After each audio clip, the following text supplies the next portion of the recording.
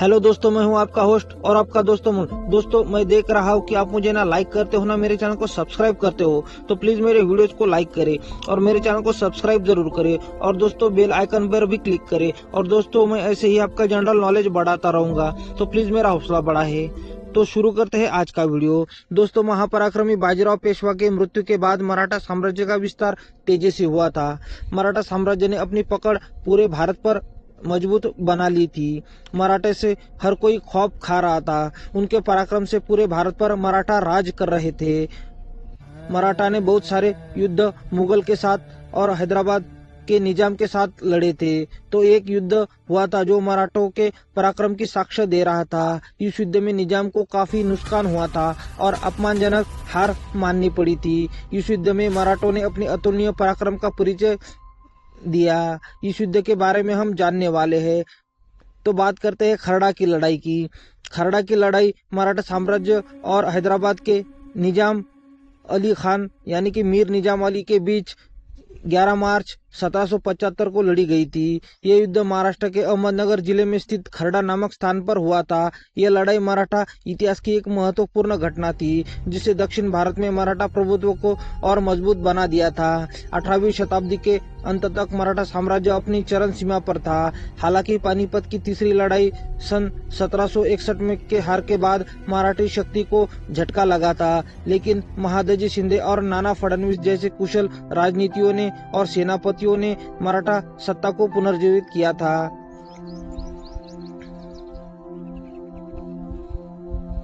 हैदराबाद के निजाम मराठों के बीच एक लंबे समय से क्षेत्रीय और आर्थिक वर्चस्व को लेकर संघर्ष चला रहा था। खाड़ा की लड़ाई इस प्रतिद्वंदिता का भी एक परिणाम थी। मराठा साम्राज्य ने दक्षिण के राज्यों से चौथ और सरदेशमुखी की भी मांग की थी। निजाम ने ये कर देने से इनकार कर दिया था और इसे लेकर मराठों के साथ उनका विवाद चल रहा था। सन 1761 में पानीपत की तीसरी लड़ाई के बाद निजाम ने मराठों के साथ एक संधि की थी, जिससे वह चौथ देने से के लिए सहमत हुआ था। बाद में निजाम ने इस संधि का उल्लंघन किया और मराठी क्षेत्रों में हस्तक्षेप करने लगा और चौथ देने से भी निजाम ने इनकार कर दिया था। पेशवा माधवराव द्वितीय के शासन काल में नाना फडणवीस ने मराठी राजनीति में एक प्रमुख भूमिका निभाई और वो अपनी चतुराई के लिए बहुत प्रसिद्ध थे। नाना फडणवीस ने निजाम की बढ़ती गतिविधियों को रोकने के लिए एक सैन्य अभियान शुरू किया था और उनके खिलाफ हमला भी बोला था। मराठा सेना का नेतृत्व नाना फडणवीस, महादजी शिंदे, तुकोजी होलकर, भोसले और गायकवाड़ जैसे प्रमुख सरदारों ने किया था और ये महापराक्रमी सरदार थे।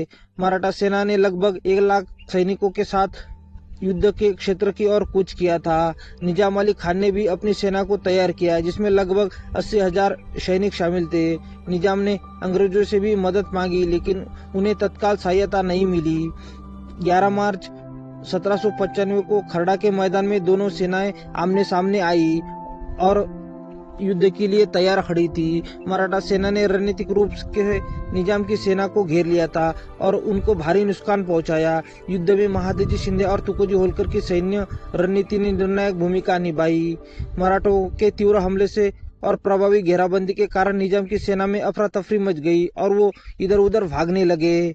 निजाम को हार माननी पड़ी और संधि के लिए बातचीत शुरू करनी पड़ी और इस युद्ध के बाद बसई संधि हुई, जिसमें निजाम को मराठों की सभी शर्तें माननी पड़ी। निजाम ने चौथ और सरदेशमुखी कर चुकाने की सहमति दी। मराठाओं को निजाम से दौलताबाद, अहमदनगर और बीदर जैसे महत्वपूर्ण क्षेत्र मिले। इस संधि के तहत निजाम को लगभग 3 करोड़ रुपए का हर्जाना देना पड़ा और निजाम की इस युद्ध में एक बहुत ही शर्मनाक हार हुई। खरड़ा की लड़ाई में जीत से मराठा साम्राज्य की शक्ति और प्रभाव बढ़ गया। दक्षिण भारत में मराठों का दबदबा और भी मजबूत हो गया। इस हार से निजाम की राजनीतिक स्थिति बहुत कमजोर हो गई थी। उसकी स्वतंत्रताओं पर मराठों का प्रभाव बढ़ गया था। ये युद्ध मराठों की सैन्य और राजनीति की श्रेष्ठता का भी एक प्रतीक बन गया था। इस युद्ध में नाना फडणवीस की कूटनीति रणनीति ने मराठा साम्राज्य को और भी मजबूत बना दिया था। ये युद्ध ब्रिटिश ईस्ट इंडिया कंपनी के लिए एक चेतावनी बना था, जिससे उन्हें दक्षिण भारत में मराठों की ताकत का एहसास हुआ था। खरड़ा की लड़ाई मराठा इतिहास का एक महत्वपूर्ण अध्याय है। इस युद्ध ने मराठा साम्राज्य की शक्ति पुनर्स्थापित किया और दक्षिण भारत में उनकी स्थिति को और अधिक सुदृढ़ किया। नाना फडणवीस और मराठा सरदारों की कुशल नेतृत्व क्षमता ने मराठों को एक बार फिर विजय दिलाई और निजाम की शक्ति को कमजोर कर दिया और पूरे भारतवर्ष में अपना परचम लहराया।